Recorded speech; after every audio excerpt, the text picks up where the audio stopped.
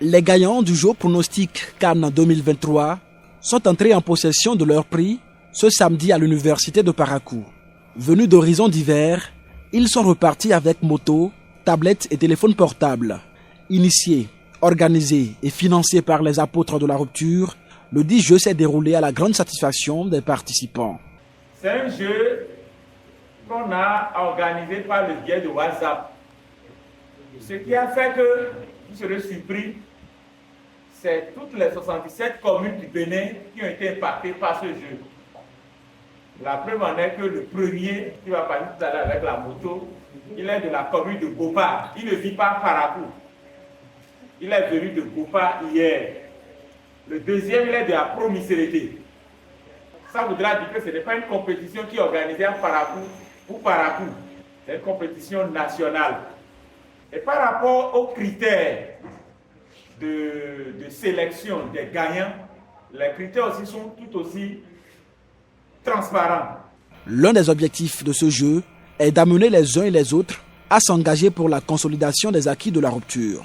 C'était aussi l'occasion pour faire mieux connaître le groupe politique Les Apôtres de la Rupture. Pour ceux qui ne connaissent pas Les Apôtres de la Rupture, c'est un mouvement qui est né depuis 2019 et qui a pour mission essentielle d'accompagner le président Talon, le président de la République, le président Talon, et de faire tout possible pour qu'il y ait la consolidation des acquis, des précieux acquis de la rupture.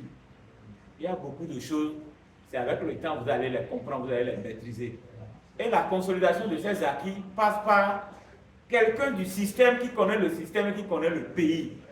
Je veux nommer le président Olivier Bokor, que je vous prie d'applaudir.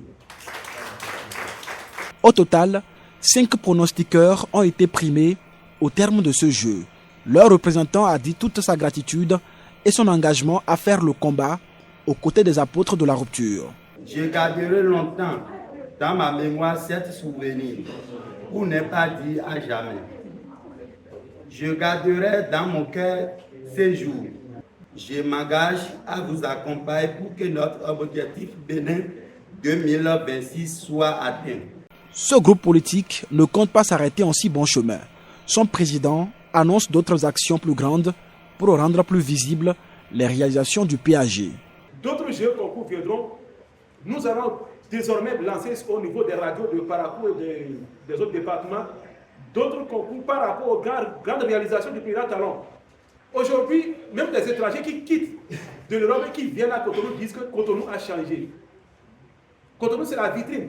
Bientôt, la deuxième phase de l'asphaltage sera lancée à Parakou et beaucoup de voies seront prises en compte. Talon va partir, on va mettre les routes en poche pour partir avec. Service ne partiront non plus avec les routes en poche. C'est pour nous dire que nous avons l'obligation de pouvoir travailler afin de pérenniser ce qui a commencé le président Talon.